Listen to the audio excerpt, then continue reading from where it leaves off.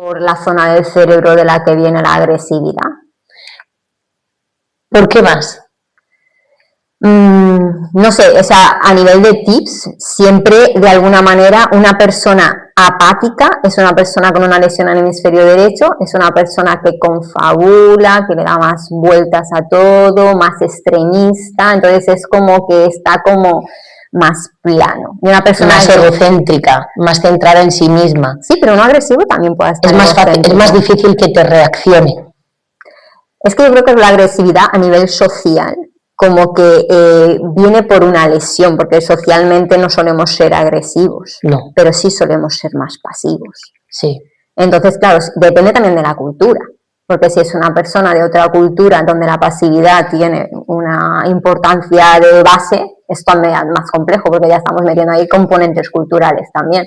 Entonces, por ejemplo, si vinculamos lo de apasividad y agresividad con una persona con más capacidad y una persona con menos capacidad, es cierto que una persona con menos capacidad es menos resistente, pero la rehabilitación cognitiva a mí me resulta más fácil si tienes más capacidad. Más capacidad aunque tengas menos agresividad. Sí, claro. A ver, eso es lo de siempre, ¿no? Cuando tienes una persona que tiene esa resiliencia, que tiene esa reserva cognitiva, es más fácil poder trabajar con ella. Pero ¿qué es lo que nos hemos encontrado también siempre? Es verdad que es más fácil, pero ¿trabajar el qué? Porque yo una de las cosas que siempre me he encontrado, una de las principales dificultades siempre ha sido cómo nos planteamos los objetivos. Porque estoy como cansada de ver, no, vamos a trabajar la memoria. ¿Qué memoria? ¿De qué forma? ¿Qué influye en esa memoria? ¿Qué tipo de contenido vas a meter en esa memoria? ¿Cómo vas a trabajar, como bien has dicho, ¿no? Con personas que tienen diferentes culturas, que tienen diferente nivel educativo, diferente nivel socioeconómico? ¿Cómo vas a trabajar cada una de esas cosas? ¿Cómo vas a diferenciar? Hay que ajustarse porque lo que es importante para una persona universitaria no lo es para una persona con estudios básicos. Pero realmente el cerebro funciona de la misma forma, me refiero. El canal que está roto es el canal que está roto. Sí que es verdad que funciona de la misma forma, lo único que no tiene la misma reserva. Por eso cuando hacemos las pruebas evidentemente no podemos compararles. Siempre se les exige, entre comillas, no menos. En realidad se les exige igual dentro de su rango y su promedio. Pero es verdad que unas personas, por ejemplo, con mayor reserva cognitiva, como también les exiges más, es de esperar que tienen una vertiente de estrategias mucho más amplia que la que tiene una persona con los estudios más básicos. Entonces, desde mi punto de vista, la rehabilitación resulta más sencilla, pero porque tiene un abanico más grande. ¿Y cómo te plantearías el objetivo? Porque para mí lo más difícil dentro de este ámbito es saber plantearte un objetivo, porque el objetivo no es ser capaz de memorizar 20 palabras en un entorno controlado, en un entorno de casa, es saber utilizar esa capacidad, que no son 20 palabras, sino que es mucho más, fuera, en un entorno diferente. Y muchas veces sabemos que esa reserva cognitiva no es suficiente, porque utilizan estrategias, y esas estrategias muchas veces lo que hacen es limitar, porque se limitan al uso de una estrategia, dificultando el aprendizaje o la obtención de otra estrategia que a lo mejor le puede beneficiar más, independientemente de la edad. No hay una única estrategia. Yo el objetivo me lo planteo en base a la lesión que tiene. Lo que pasa es que luego la moldamos en base a la capacidad que tiene. Vale, cuando dices en base a la lesión, ¿a qué hacemos referencia? Si, por ejemplo, es una persona que tiene una disfunción, me lo invento, frontoparietal, lo que te está diciendo de alguna manera es que la entrada de la información está mal.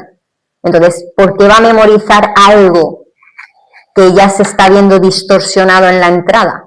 No me sirve de nada que memorice si lo que es la parte de la recepción de la información ya lo están haciendo de una manera incorrecta. No podría empezar por ahí. Pero, Vero, ¿te das cuenta que lo que me estás comentando, nosotros siempre trabajamos desde esa parte neuroanatómica? Claro.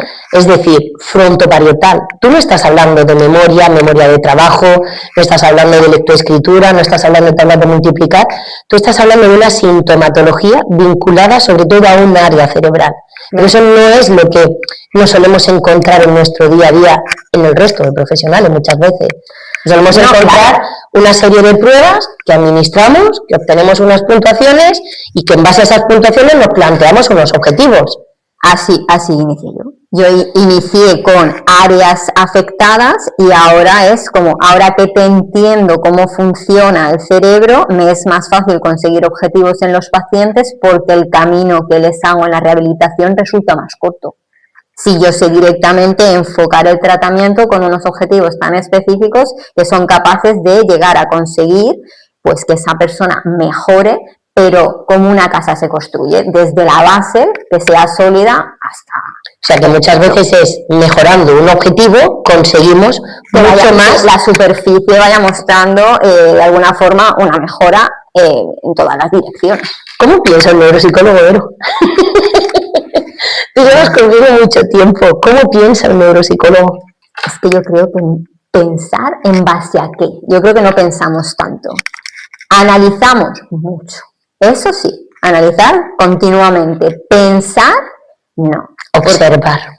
Exacto. No pensamos tanto cómo debemos de hacer las cosas, sino observamos más cómo las hacen para poder ayudarles, ¿no? Como has dicho al principio, ¿qué profesión tenías? Esta. ¿Por dónde? Ahora mismo, por ejemplo, que estaba yo con un señor. ¿Qué profesión tenía? Esta. ¿Qué te puede gustar? Algo relacionado con tu profesión. Pues si tengo que ponerte a trabajar tu parte frontal, donde tienes que descubrirme palabras, pues ¿por qué no te voy a poner palabras relacionadas con tu propia profesión? Metes la motivación. Fundamental en la rehabilitación. Entonces, ¿cómo pensamos nosotros? Como cualquier otra persona. Lo que pasa es que analizamos mucho el lenguaje no verbal, el lenguaje verbal, analizamos cómo lo haces, por qué lo haces, la ejecución, los tiempos, el cómo empieza, cómo termina, no solamente lo que es el resultado, ¿no? Efectivamente, porque si no, al final eso nos da mucha información a la hora de saber cómo está funcionando su cerebro. Si te inicias por aquí, estás funcionando o estás fallando una parte o no otra. Entonces, al final, esos debates que hacemos cuando terminamos una valoración es la verdaderamente parte interesante. Porque es donde nosotras juntamos todos y decimos, ¿qué has sacado en este área? ¿Qué has sacado en este área? Y de ahí podemos sacarlo. Entonces, pensamos, ahí sí pensamos. Una vez que lo tenemos todo, una vez que ya está todo, pensamos. Pero mientras tanto, no vamos con una idea preconcebida. De hecho, yo es una de las cosas que siempre, cuando vienen alumnos, les planteo. ¿Qué más me da cómo se llame lo que tiene? Si son todos únicos. Pero no se termina de entender esa parte única y como unitaria, ¿no? Siempre vamos buscando esa generalización, vamos buscando esa parte de replicar. Además, el otro día le hablaba yo con los alumnos que tenemos, ¿no? Que además son de diferentes, y les decía, bueno, comentadme un caso. Y me comentaban de una persona de otro idioma que presentaba una afasia. Y ellos me decían, es que tiene afasia y tiene problemas de razonamiento. Y yo les dije, ¿estáis seguros que hay un problema de razonamiento? ¿Estáis seguros que no hay un problema de inhibición? ¿Estáis seguros que no hay un problema de velocidad de procesamiento? ¿Estáis seguros de que esa persona cuyo idioma es otro, pero lleva aquí en España un determinado tiempo, tiene que procesar exactamente igual como vosotros estáis considerando? Entonces, vuelvo a lo mismo, ¿no? Al tema de los objetivos. Para mí es tan importante algo que no nos enseñan. Claro, pasa que es verdad que, por ejemplo, en este caso que tú estás comentando, el fallo pueden ser ambas cosas. Lo que pasa es que es verdad que la rehabilitación, a lo mejor trabajando esa inhibición, mejoras directamente ese razonamiento. Hay veces que en una prueba te va a dar error las dos cosas. Lo que pasa es que si tú consigues descifrar exactamente cuál es la que tiene una problemática mayor, la otra te va a mejorar al mismo tiempo que mejores la primera. Pero claro, en las actividades que yo realizo tengo que estar preparado para tener esa mente abierta y para plantearme no solamente lo que es una hipótesis, sino plantearme las diferentes opciones de fallo que me pueden dar en esa misma área. Porque si no trabajo todo, nunca voy a poder identificarlo. Si no analizo, como bien has dicho, si no analizo bien qué es lo que tengo, lo que estoy mirando, por qué lo estoy mirando, a qué me lleva, a qué no me lleva, entonces cometemos errores, ¿no? Por lo que comentabas también al principio. Un paciente agresivo siempre vas a tener una reacción. En cualquier paciente, ¿qué es lo que buscamos? Como el paciente que tenemos, los pacientes que podemos tener en coma, ¿qué buscamos? Una mínima reacción. Ante una reacción, tú ya puedes trabajar. Claro. Si tú no tienes una reacción, es más difícil. Muy complejo. Es muy complejo poder trabajar. Tratas de tirar mucho de la motivación, pero en una persona con una apatía, la motivación a veces está ausente. Pero te van a decir que no, que es lo más llamativo, ¿no? Esa anosognosia. Claro. Claro. Esa falta de conciencia, ellos te van a decir que no, que ellos no están apáticos, que ellos están bien, que ellos están colaborando, y tú dices, no, porque ¿cómo puede ser que tal día, tal ejercicio estabas haciéndolo, yo vi tu capacidad de atención dividida, yo vi todo eso y hoy no lo estoy viendo? Lo que pasa es que sí que es cierto de que yo lo que he percibido después de tantos años es cuando tú en un paciente con esa lesión enganchas esa alianza terapéutica, terminas consiguiendo que al final esa apatía mejore, más que a lo mejor a través de esos tips o actividades, sino que es como esa alianza que tú creas con él. Primero, o sea, yo creo que es el primer tema de todas las asignaturas de psicología, ¿no? La alianza terapéutica. Pero, después de todos estos años, ¿es fácil conseguir esa alianza terapéutica? No. ¿Es fácil conseguir esa alianza terapéutica en el paciente con daño cerebral que vienen de un mundo en el que ellos tenían toda una vida independiente, autónoma, donde de repente las familias empiezan a ser esas directoras de su vida, empiezan a tomar decisiones? La familia llega a un momento donde no sabe en qué momento tiene que parar, debe de continuar, si se está pasando, si no está llegando, la presión que siente. ¿Cómo se consigue? Yo siempre he transmitido, ¿no?, que creo que realmente saber comunicarte con un paciente es poder comunicarte con cada uno de ellos, como bien has dicho, de una forma unitaria, ¿no? El saber hablar no te habilita la capacidad de que el otro te pueda entender. Hay mucho más allá. Yo pienso que al final esa alianza terapéutica la consigues, voy a lo mismo, cuando tú les explicas cómo está funcionando su cerebro y ellos se sienten identificados con esa sintomatología, les estás abriendo la puerta a que se sientan comprendidos. Cuando ellos se sienten comprendidos, directamente consigues ese primer acercamiento. No van a cambiar nada porque en un primer momento tienen que ir volviéndose a conocer. Tú les estás ayudando y les estás dando como pequeñas pistas de cómo son en este momento, y no es que seamos adivinas, realmente es que como conoces cómo funciona el cerebro, pues al final sabes transmitirles lo que justamente ellos están pensando. Pues entiendo. Cuando tú conectas con ellos de esa manera, ya es como que están como más receptivos y se van abriendo. Entonces, cuando se van abriendo es cuando tú puedes ir ayudándoles. Primero empiezas con ellos, luego ellos te invitan a que sigas con su familia, porque normalmente es el propio paciente el que te invita a que sigas con su familia para que de esa manera les puedas ayudar a ellos de una forma indirecta, pero les estás ayudando. Y de ahí ya entonces es cuando ya consiguen desde la rehabilitación ir alcanzando como más objetivos. Pero yo creo que al final esa alianza terapéutica viene de lo mismo, conocer cómo funciona te ayuda a que tú se lo expliques y te ayuda a que al final consigas los objetivos porque están más motivados porque ahora lo entienden. Hay cosas que ahora entienden por qué las hacen, no son errores, son fallos que su lesión les provoca, que la sociedad lo ve como un error, pero para ellos es el aprendizaje que su cerebro ahora mismo es capaz de realizar. Entonces yo ahora sí lo veo de esta manera, ¿no? Pero claro, hay una larga trayectoria para haberlo entendido así. Es que esa larga trayectoria requiere de muchos casos, de mucho estudio, de muchas veces, ¿no?, de reunirnos, de hablar, de juntarnos, de debatir, de escuchar a las familias, que no siempre las hemos escuchado en un tono neutral ni en un tono tímido, muchas veces las hemos escuchado en un tono agresivo, que es normal, ¿no? Las familias hay que pasar por lo que cada una de ellas pasa antes de juzgar. De hecho, a mí, en la parte de la clínica, lo que más me ha aportado, aparte del trabajo con los pacientes, ha sido las terapias hacia las familias. Porque me ha traducido en el día a día lo que yo veo en las sesiones. Y el poder estar con las familias al mismo tiempo que con el paciente, con el cual yo ya he creado esa alianza, es como miradas, esa conexión de decir, tranquilo, tu familiar tiene que opinar, tú debes de escuchar y luego será tu momento donde participes y puedas exponer tus ideas. Ahí es donde realmente yo he podido como terminar de juntarlo todo, en lo que son las familias junto con el paciente. Además, ahí hemos visto también, ¿no?, cómo se produce esa generalización de todo lo que son los objetivos, de cómo se va consiguiendo todo, de cómo lo extrapolan a casa, de esas pautas cuando vamos para casa, de cómo se reciben, de cómo las familias ayudan, de cómo las familias a veces limitan. Yo ahí es lo que te iba a decir, ¿no?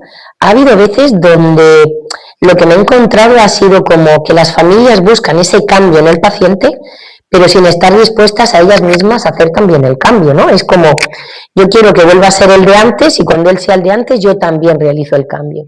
Es como que falta esa conciencia de, a medida que él va cambiando, la familia debe de ir cambiando. Este triángulo estamos alineados, ¿no? Centro de especialistas, el paciente, la familia, debemos ir alineados, ¿no? Se espera siempre que él realice el cambio y entonces yo ya cambio. Claro, pero en realidad porque las familias en sí de alguna manera vuelven a su día a día y es cuando llegan a casa y se juntan con su familia cuando realmente ven que la vida ha cambiado, pero claro, el resto de cosas en principio muchas veces en algunos casos suele ser igual. Entonces... Rara vez cuando pasas a ser el cuidador, ¿no? No, cuando eres el cuidador sí, sobre todo en aquellos pacientes que tienen una mayor carga a nivel cognitivo, no tan física, ¿no? Pero sí que es verdad de que cuando, por ejemplo, las familias tienen que vivir ese cambio, yo se lo digo también a los pacientes, tenéis que entender que vuestra vida ha cambiado, pero la de ellos también. Entonces es como un duelo. Él tiene que aceptar que ya no va a ser el de antes y ellos tienen que aceptar que su familiar tampoco y ellos mismos tampoco. Eso me recuerda, ¿no?, a la película de A propósito de Henry, donde queda muy manifiesta, ¿no? Él recibe un balazo y una de las cosas que se comenta es lo que tantas veces nos han transmitido, que físicamente es la persona que tú conocías, es tu padre, es tu madre, es tu mujer, es tu marido, es tu hijo, es quien sea, pero mentalmente o digamos que comportamentalmente no es esa persona, ¿no? Entonces se produce ahí como un choque importante. De hecho, yo muchas veces se lo digo a las familias, ¿no? Cuando es un acontecimiento bonito, un nacimiento, una boda, también generamos un cambio. No somos los mismos, pero como es algo socialmente bonito para todos, nos alegra y seguimos avanzando. Cuando es algo inesperado, algo que yo no he buscado, como puede ser un ictus, el cambio tan grande que se produce no lo has elegido tú. Entonces, ¿qué hace nuestro cerebro? Querer ser como antes, porque de esta manera intento protegerme, porque así no tengo que aceptar lo que me ha sucedido. Y entonces al final vas trabajando de que no se trata de ser el que eras antes, tampoco se trata de ser completamente diferente porque tú sigues siendo quien eres. Se trata de que consigas encontrar a una persona o crees una persona que te guste, pero no vas a ser el que antes porque no solo por las limitaciones, porque al final un cerebro nunca se va a rehabilitar al 100%, es muy complicado. No. Yo creo que, vamos, no he conocido ningún caso que al 100%. Eso no significa que no puedas hacer muchas de las cosas que hacías antes, pero el 100% es muy complicado. Pero sí que es cierto de que aunque no rehabilites el 100% y seas una persona distinta, no significa que no vayas a ser mejor, incluso que antes, porque aprendes a valorar cosas que incluso antes no valorabas. Es que crear una segunda vida, ¿vale? Es que esto es crear una segunda vida a partir de una segunda oportunidad, a partir de un aprendizaje, no solamente un aprendizaje donde valoras, ¿no?, como nos pasó a todos, no cuando lo del COVID, ¿no? No valorábamos la salud hasta que en ese momento, digamos, que nos limitaron. Ellos esa limitación la tienen de una forma constante y estamos ante una sociedad donde, por desgracia, muchas veces las miradas de la gente y cuando vas paseando, el cómo te tratan, ¿no?, ese trato que reciben muchas veces de ¡ay, ¿cómo estás? Y tú dices, ¿en serio? ¿Le estás hablando así a una persona que tenía un trabajo, que tenía toda una vida? No, se infantiliza todo ese infantilismo y todo es difícil de aceptar, es difícil para ellos, es normal que incluso en la familia cuando intenta salir con ellos, cuando intenta hacer cosas, se sienta limitada. De hecho, esta mañana un paciente me ha dicho, digo, ¿qué tal fue? Y me dice, no, ¿cómo me ha dicho?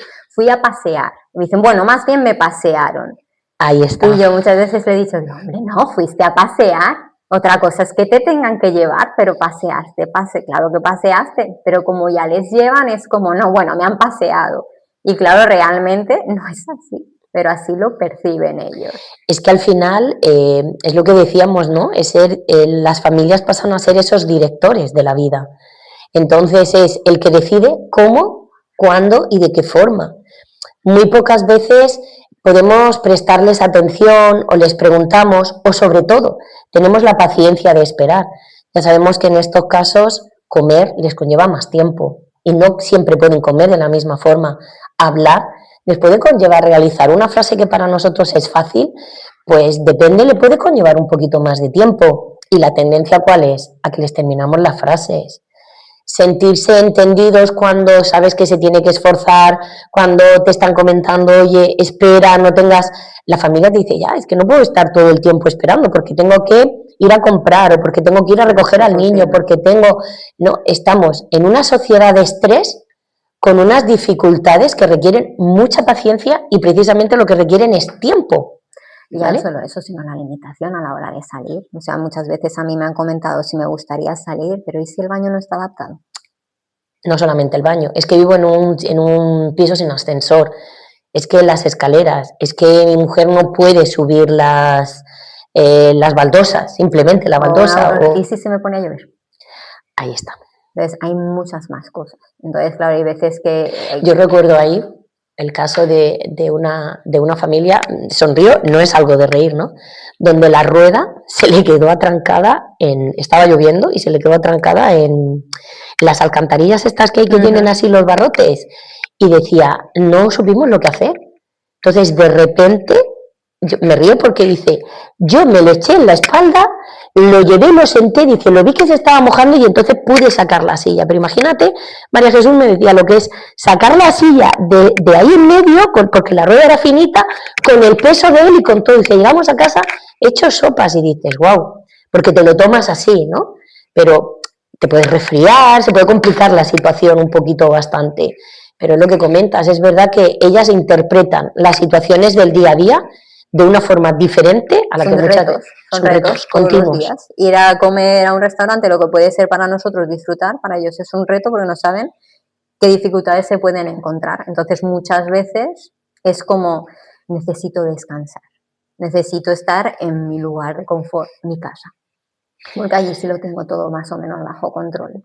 Sí, está todo bajo control, pero sabes que muchas veces también nos han comentado, ¿no?, como esa falta a lo mejor de comprensión por parte de la persona afectada o la persona con daño, por el hecho de que está, dame un vaso de agua, quiero ir al baño, ponme la tele, ¿no? Y cuántas veces nos han comentado, ¿no? Yo le dejo a él en su salita con todas sus cosas y yo me voy al otro sitio para poder desconectar, ¿no? Esa comprensión, es que al final, cuando hablamos de comprensión, hablamos de la comprensión que el terapeuta le puede dar al afectado, de la comprensión que el afectado puede tener con sus limitaciones hacia la familia, la de la familia hacia el afectado, la de la sociedad hacia la familia, hacia el afectado. O sea, no hablamos de una única palabra, ¿no? Es como los objetivos.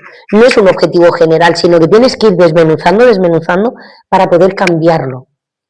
Y luego también, ¿no?, algo que hemos comentado nosotras también muchas veces es cuando hay un error o cuando cometen un error o cuando tienen una dificultad, siempre es por el daño cerebral, ¿no? Es como si antes fuese una persona que no cometía ningún error. Era algo que no hacía. Yo siempre, de alguna manera, por eso me gustan todas las actividades que realizamos en las sesiones, hacerlas, para que vean, sobre todo, además yo siempre le digo, no podéis compararos conmigo, porque yo tengo esta actividad más que sabida, ya la hago de memoria, no estoy utilizando la misma zona del cerebro que tú, yo la estoy haciendo de memoria, tú la estás haciendo en un aprendizaje nuevo, por tanto la primera vez que yo la hice, también me costó, o no. Digo, ¿cuál es la diferencia, no? ¿Qué es lo que me costó? Dependiendo de cuál. ¿Cuál es la diferencia, por ejemplo, que es lo que yo simplemente les digo muchas veces a ellos? ¿Cuál es la diferencia entre tú que tienes una lesión y yo que no la tengo?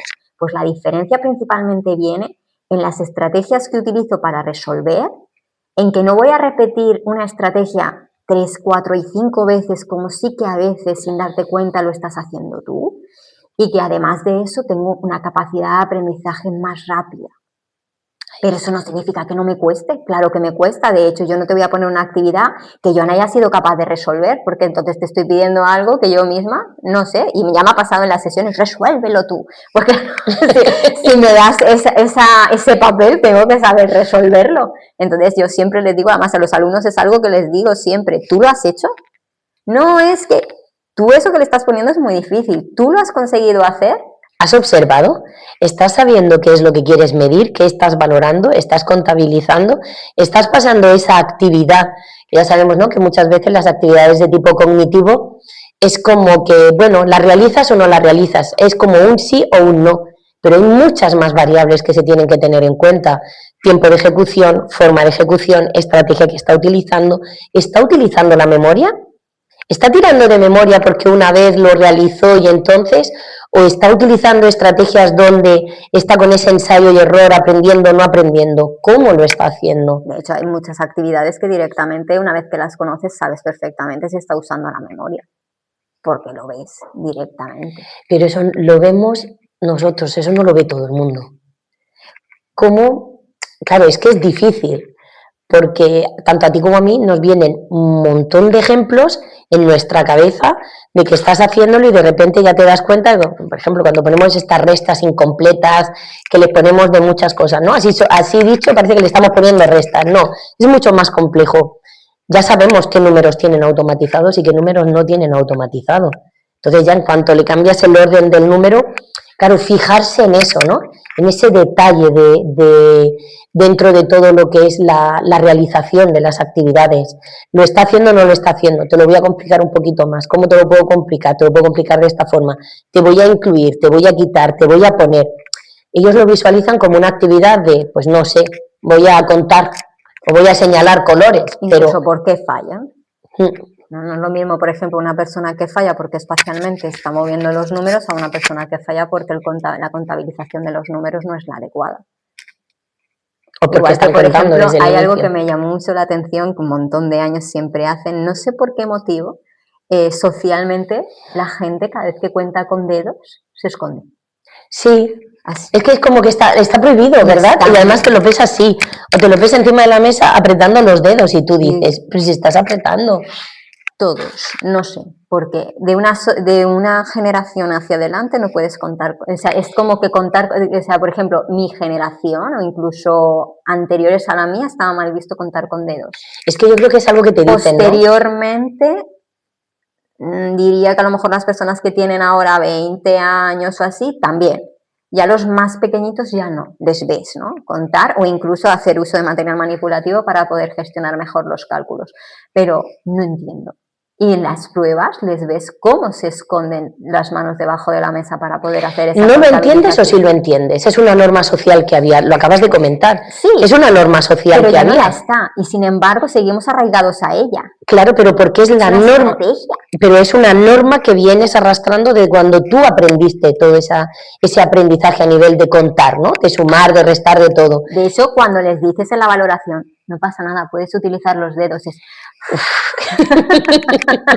no pasa nada, o sea, es que yo también puedo utilizar los dedos en determinadas cuentas y si no los uso, es que a lo mejor me lo he aprendido de memoria o tengo una capacidad de cálculo mental muy buena, no se nos puede dar bien todo en la vida, pero es cierto de que en ese sentido todavía vivimos enganchados a patrones y normas. Entonces, al final es como dices tú, si tú comprendes al paciente tienes que comprender no solo su profesión, sino el nivel, su momento cultural, porque van a haber, por ejemplo, cuestiones como esta en las cuales esa persona te va a presentar unas estrategias marcadas por la cultura que ha vivido y las enseñanzas que ha tenido.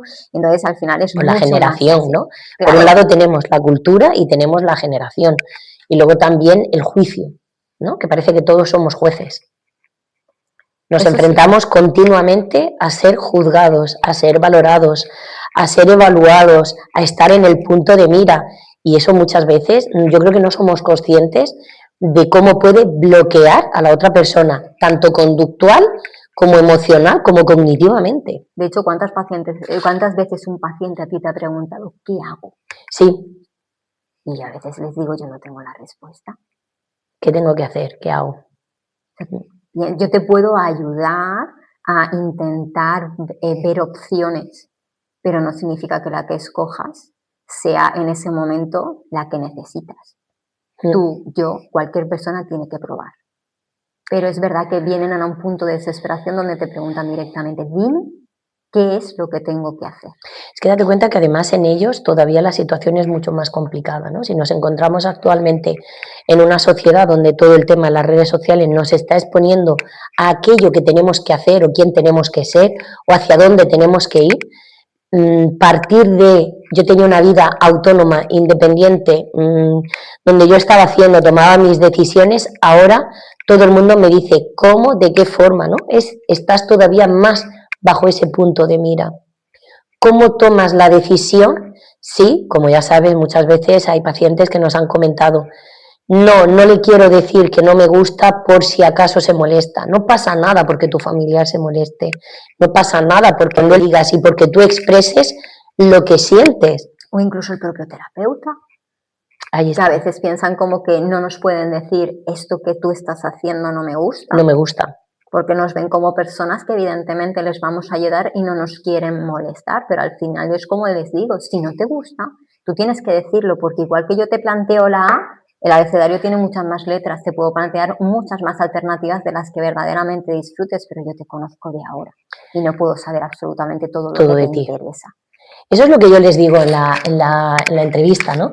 Siempre les digo, lo que estamos haciendo bien lo vamos a ver nosotros mismos, por el hecho de que les vamos a ver evolucionar, les vamos a ir viendo mejorar, vamos a ir planteando objetivos más complicados, pero sí que necesito que me digáis aquello que estamos haciendo mal o aquello que os incomoda, porque es aquello que tenemos que cambiar, ¿no? Yo siempre les transmito que desde ese mismo momento en el que termina esa primera entrevista, ellos tienen que tener muy en cuenta que pasan a ser las personas más importantes en ese momento, porque son ellos mismos los que tienen que sentir esa libertad de comunicar, de decir, de poder expresar, de todo. Jugamos un poquito a contrarreloj cuando hacemos la rehabilitación, porque vamos jugando con unos tiempos, tenemos que conseguir el máximo de resultados de la forma más tranquila y menos agresiva para su cerebro posible, porque no olvidemos que en el cerebro ni hay palabras, ni imágenes, ni dibujos, ni nada. Hay una neuroquímica, que es la que se ha visto alterada, unas conexiones neuronales que se han visto alteradas y que nosotros lo primero que siempre vamos a hacer es intentar que se vuelvan a conectar, ¿no? Ese edema, ese proceso de diástasis y ese edema, que todo eso vaya haciéndolo de la mejor forma y que luego a partir de ahí poder conseguir todo, pero no todo el mundo termina de entenderlo, ¿no? Siempre está esa imagen y sobre todo, como comentabas, esas generaciones de personas más mayores, donde te das cuenta que al hablarle de usted ellos se sienten relajados, donde ellos se sienten en un entorno donde hablarles un poquito más despacio, donde cuando les comentas algo y los haces partícipes de qué actividad vamos a hacer, de qué se espera de esa actividad, de que luego ellos te cuenten cómo ha ido lo que es esa actividad, cómo ellos lo visualizan desde una perspectiva de no vengo a un sitio, hago lo que tengo que hacer y me voy. No, una rehabilitación y la neurorehabilitación no es ser un ejecutor, no es yo digo tú haces, es compartir, es un poquito más allá. Yo siempre les digo que el aprendizaje es bidireccional. Yo te puedo enseñar a cómo funciona tu cerebro, pero luego cuando tú ejecutes me vas a enseñar a mí cómo realmente está funcionando, porque al final no todo siempre es A, B o C. No. Existen muchas alternativas porque existe mucho más, el entorno, lo que hemos dicho, las generaciones, todo. Entonces, al final, ojalá, ¿no? Todos los pacientes que tuvieran una disfunción X fueran todas iguales, porque ya sabríamos entonces cómo ayudarles, pero como no es así, tienes que partir de, a veces, plantear actividades y retos con el objetivo de realmente ver en ti como persona cómo está funcionando. ¿Cuál ha sido su estilo educativo? ¿Qué nivel es el que tiene? ¿En qué ha trabajado? ¿Sabes? Una de las cosas que siempre me ha llamado la atención en las entrevistas también es cuando a alguien le preguntas en qué ha trabajado, ¿no?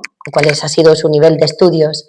Y te das cuenta que hay algunas personas que se pueden sentir como tímidas o avergonzadas al decirte, bueno, que no tienen nivel de estudios o que han estado trabajando en el campo y todo. Y yo siempre les transmito lo mismo porque es lo que les digo, no estamos juzgando. Yo lo que quiero saber es cómo utilizabas tu cerebro antes. Una persona que se ha creado a sí misma, que está trabajando en el campo, que tiene que llevar un montón de variables, que está preparando la tierra, el campo, la fruta, para ver en qué momento, cómo lo tiene que hacer, prácticamente está poniendo su cerebro a funcionar igual que una persona que está construyendo coches o haciendo una ingeniería. Así que esto lo van a criticar muchísimo, pero es que el funcionamiento del cerebro es el funcionamiento del cerebro. O sea, es cómo utilizas cada una de las partes y en qué lo estás utilizando. Y que luego, aparte de que no se trata de volverte, o sea, se trata de reaprender. Entonces, si tú de por sí utilizabas, por ejemplo, para calcular palillos, como nos han llegado a decir, mi objetivo no es que ahora de repente aprendas a calcular con un folio, porque no lo has hecho en tu vida. ¿Palillos? Pues yo me acuerdo de una señora que me decía, yo mis cuentas y mi dinero lo llevaba con palillos. Pues vamos a retomar los palillos, vamos a ver entonces cómo puedes volver a ser independiente en la gestión económica, aunque sea a través de palillos. Pero no te puedo enseñar así, claro, de otra manera. ¿Te acuerdas de aquel caso que nos dijo, no, yo cuento hasta 21, creo que era, ¿no? Porque era 1, 2, 3, contaba por falanges. ¿Recuerdas que dijo, tengo 10 dedos, pero cada dedo tiene 3? O sea, que puedo contar hasta 30. Madre mía, qué risa. Qué risa porque, claro...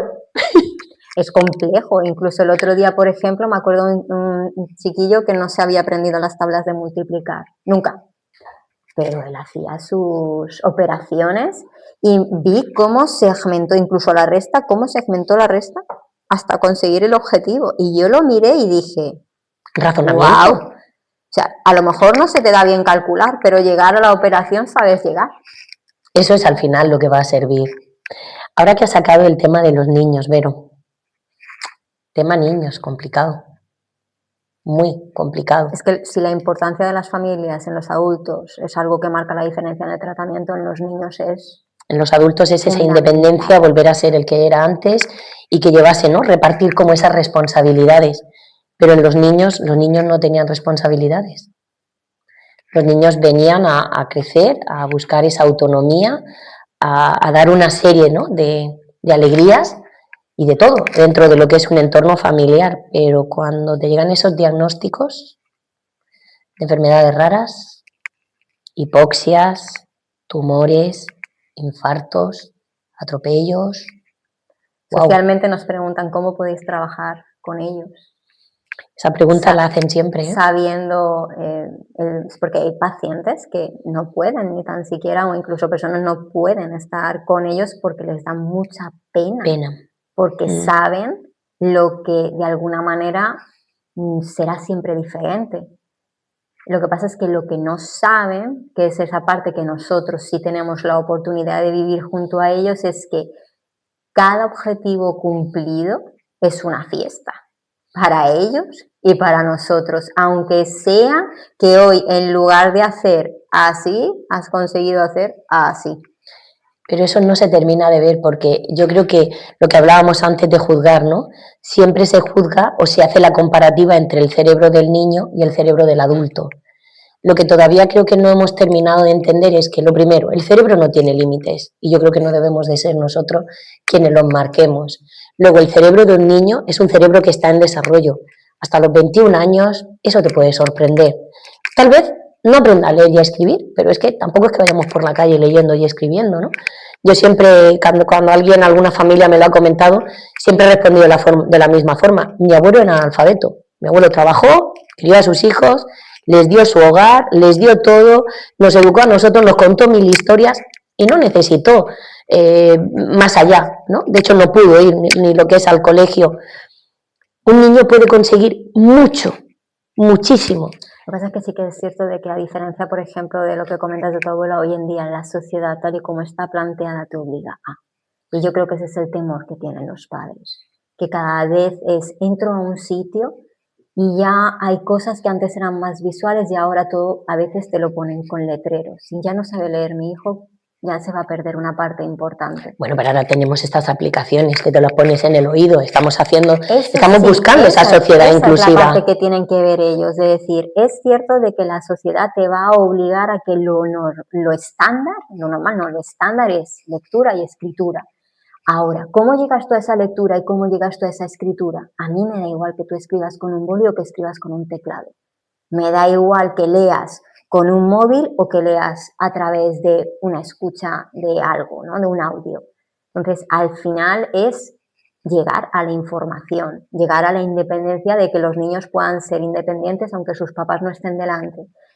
A veces las mamás, muchas veces, o los papás nos dicen, yo no quiero que mi hijo sepa decir esto se llama cerebro, sepa decir que esto se llama mano, sepa decir que esto se llama ojo. Quiero saber si le ha pasado algo en el cole. Quiero saber si le duele, ¿no? Quiero poder atender sus necesidades. ¿Dónde le duele? Sí. Quiero saber si está enfadado cuál es el motivo del enfado, porque a veces el enfado no es me he enfadado con mi amigo, es que a lo mejor me duele muchísimo la barriga y no te lo sé decir a ti, o me duele muchísimo la cabeza y tampoco te lo sé expresar. Yo creo que con los niños hacemos lo mismo. Lo que pasa es que con los niños lo que hacemos es todavía priorizar más esos objetivos, marcando las necesidades y de ahí a ir construyendo. Con un adulto, dependiendo en el punto en el que se encuentre, sí que reconstruyes, pero con el niño no reconstruyes, con el niño directamente construyes. Porque no y dependiendo de la etapa en la que se encuentre, porque nosotros hemos tenido niños de una semana y 3 días, ¿vale? Donde hemos trabajado y donde le hemos acompañado durante un largo periodo de tiempo hasta que ese cerebro ha ido mejorando, ha ido consiguiendo, ha ido adquiriendo, y nos hemos asegurado de que va adquiriendo hasta niños que ya tenían una capacidad de aprendizaje, ya tenían algunas cosas aprendidas y había que continuar ayudándoles para que su cerebro continuase aprendiendo.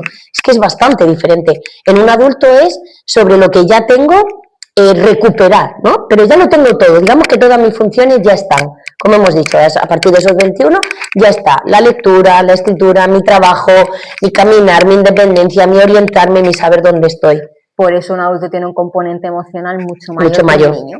Porque sí. El adulto ha perdido, el niño lo que no conoce no lo puede perder. Ahora, hasta que llegan a un punto en el cual sí que tienen una capacidad de atención conjunta mayor, pero claro, estamos hablando ya de niños a lo mejor que tengan una edad de 8 o 9 años, que empiezan a compararse socialmente y entonces sí, ¿por qué yo no soy igual a él? Ahí está. Ahí sí tenemos que también empezar a incluir ese componente emocional, pero cuando son mucho más pequeños, aunque existe ese componente emocional, porque es igual de importante la autoestima en un niño pequeñito que en un niño más mayor, es cierto de que vas más a construir la base de esa autoestima que cuando llegue a los 10 años será una preocupación mayor. Claro, es que cuando eres pequeño, digamos que esa autoestima te la va dando el entorno familiar, la familia y todo. A partir de los 9, 10 ya buscas esa autoestima también en la sociedad. ¿En qué te está reportando la sociedad? Solo tienes que coger a un niño con una dificultad, lo metes en una clase de infantil y tú vas a ver cómo el resto de niños no van a marcar una diferencia. Si tú ese mismo niño de una mayor edad lo metes en una clase de la ESO, van a marcar una diferencia. Tanto por parte del niño como por parte de los alumnos que forman parte de ese aula. Pero vas a ver cómo los de infantil, por esa edad que ellos tienen, simplemente pueden hacer preguntas como ¿por qué se le cae la baba? O ¿por qué no puedes caminar? Pero es un niño, ¿no? Lo aceptan, lo integran. Si tienes que ir desplazándote por el suelo, pues a lo mejor hasta incluso es divertido. Se incluyen en el juego igual que él. Es divertido. O porque tardas más tiempo en hablar, pero simplemente están en esa época de curiosidad por saber por qué tú haces cosas diferentes a mí, pero no van a hablar de estará malito. No, ellos no se les va a ocurrir esa idea, simplemente él lo hace así. Si estuviese malito estaría en un hospital, ¿no? Si está en el colegio, porque cuando yo estoy malito mi mamá me deja en casa, cuando yo estoy malita, pero si yo voy al colegio es que yo estoy bien, entonces yo tengo que seguir haciendo las cosas exactamente igual que el resto. Pues al final es lo que decimos, ¿no? El niño ve en el otro niño algo distinto, pero como puedo tenerlo yo. ¿Sabes? A mí lo que me ha llamado siempre la atención en los casos de que además como luego vamos haciéndoles ese seguimiento, pues nos gusta mucho saber cómo van evolucionando y hacia dónde van orientando su vida, es cómo a veces les cuesta a las personas, les cuesta entender que cuando tú tienes una lesión cerebral a ti no se te daña todo el cerebro, ¿no? Se te daña una parte, con lo cual hay una parte que va a ser la que muestre esas dificultades y hay otra parte que son las que van a ir funcionando bien, ¿no? Entonces nos encontramos, ¿cuántas veces nos hemos encontrado esas situaciones en las que te dicen si es capaz de hacer esto o si es capaz de ver esto aquí, significa que lo otro también, y tú te quedas así y dices, no, que estamos hablando de dos cosas diferentes, ¿no? Dos partes del cerebro distintas. Dos partes del cerebro distintas, pero cómo ante los ojos de los demás tú lo que estás viendo es que debería de estar haciéndolo, ¿no? Entonces etiqueta como gandul, como que no quiere, como persona desmotivada, como que hay que meterle refuerzo. Y al final te vas dando cuenta de que no es así. O sea, es que cuando tú trabajas con daño cerebral, tú trabajas con una parte específica dañada. El resto del cerebro va a funcionar igual que le puede funcionar a otro niño. De hecho, hay veces que por eso es tan difícil rehabilitarlos, porque emplean miles de compensaciones. Y yo muchas veces les digo, los trucos no sabes que no te voy a dejar usarlos. En casa úsalos todos. Aquí en la clínica no te dejo porque si no, no accedo al área del cerebro que quiero mejorar. Ahí está. Eso es lo que no se entiende, ¿no? Si tú Entonces, utilizas es muy el truco, complicado. no puedo acceder a esa área.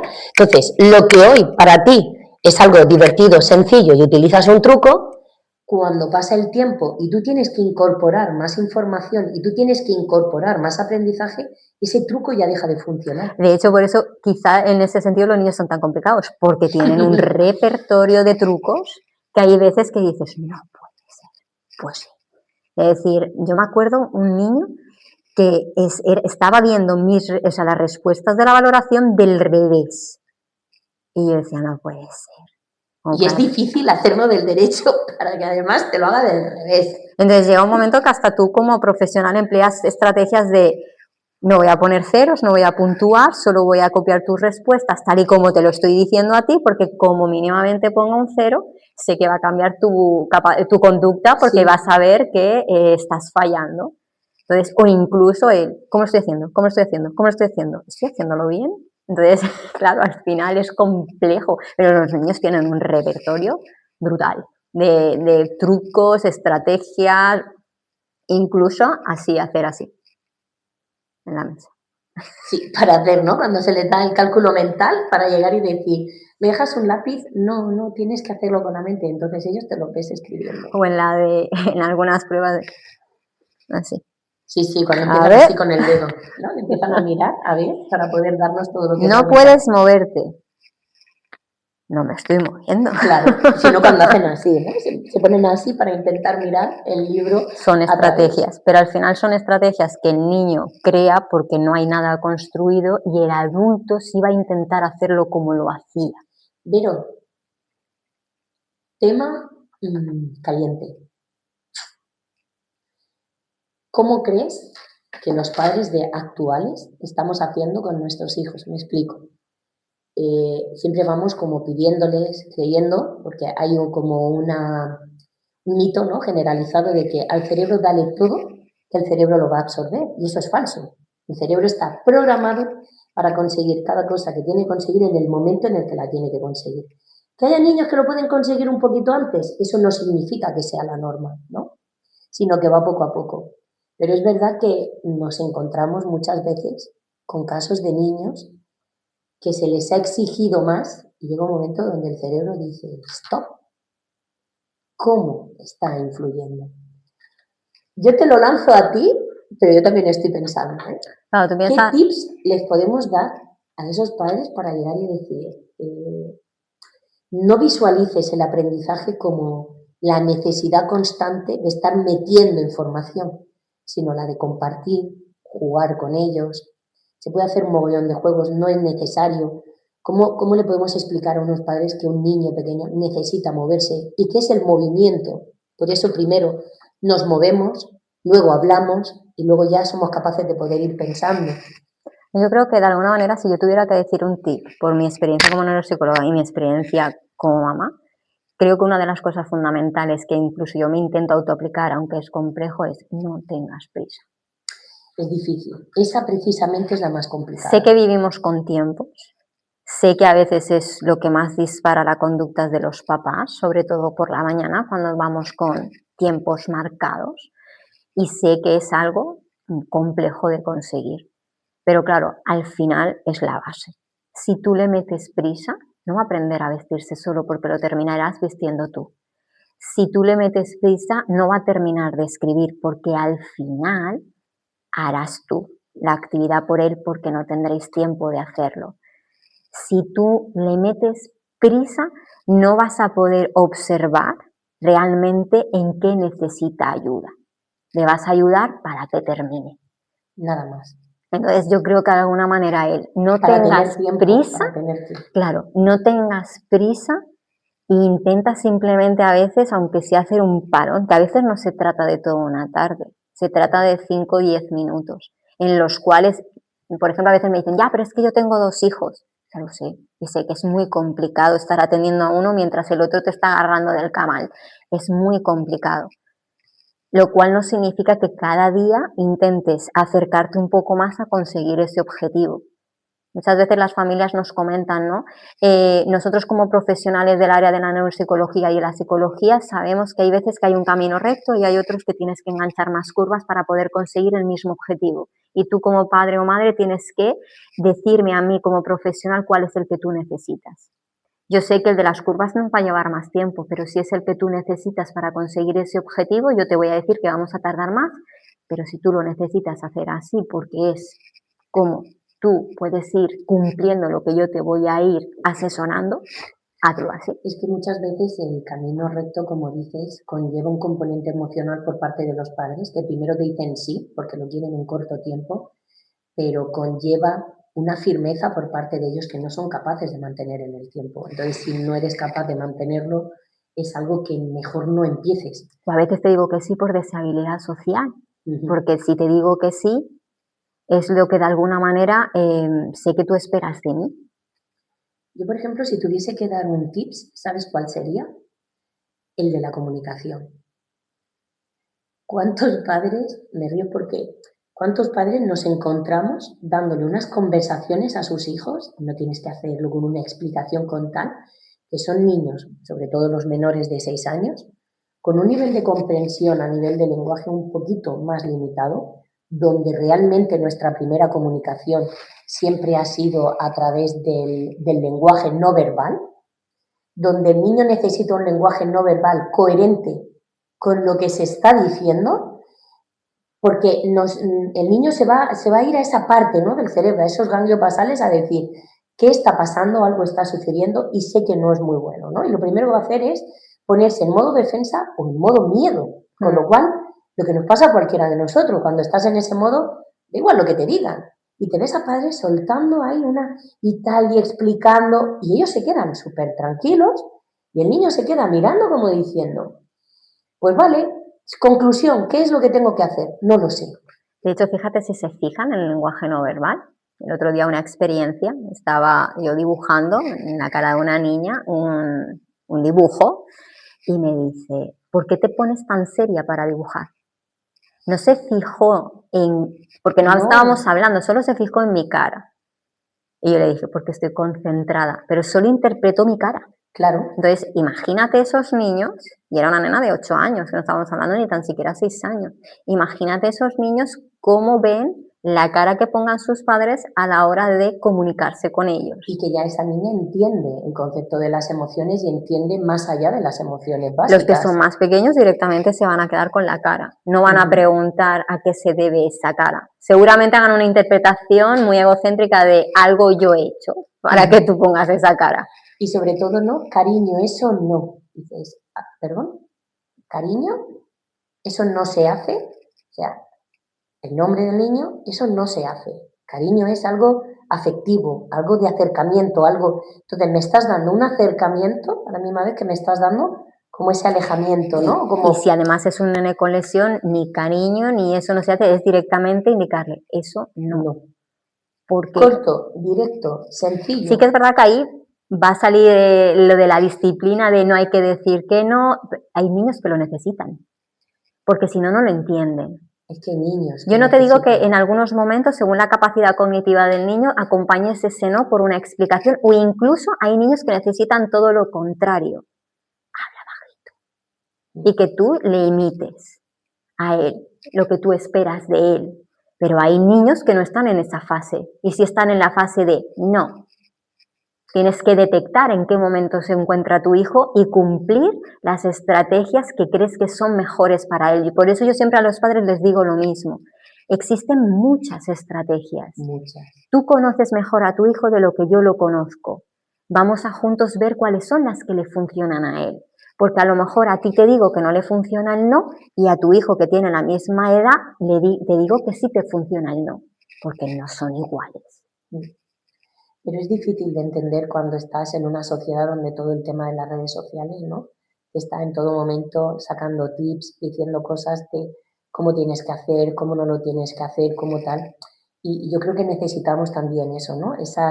Como ese pequeño subtest para llegar y decir, esto es lo que a mi hijo le va a funcionar. Está muy bien todo lo nuevo, ¿no? La psicología positiva, todo está genial. Vamos a empezar a aplicárnosla nosotros, vamos a ver cómo nos funciona y sobre todo vamos también a tener en cuenta una cosa, ¿no? Actualmente yo creo que una de las cosas que necesitamos es crear niños que sepan frustrarse. Nos encontramos en nuestro día a día muchas consultas de niños sanos que pueden llegar con cualquier diagnóstico porque no tienen capacidad de frustración.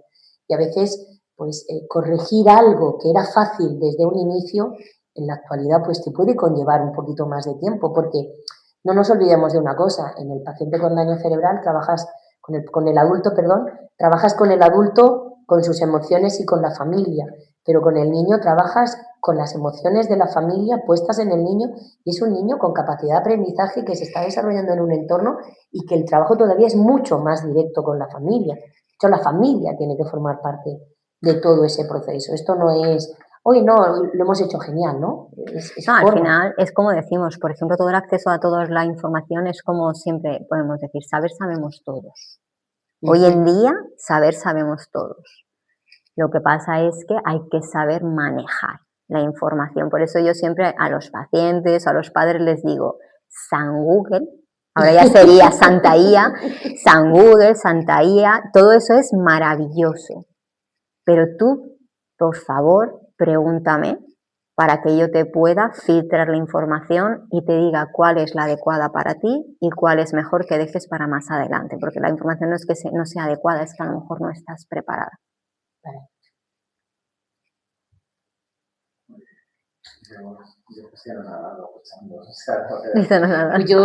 Yo a mí me ha gustado esto. ¿Qué te parece si la semana que viene lo hago con terapia ocupacional, otra semana con fisio, otra semana con logo?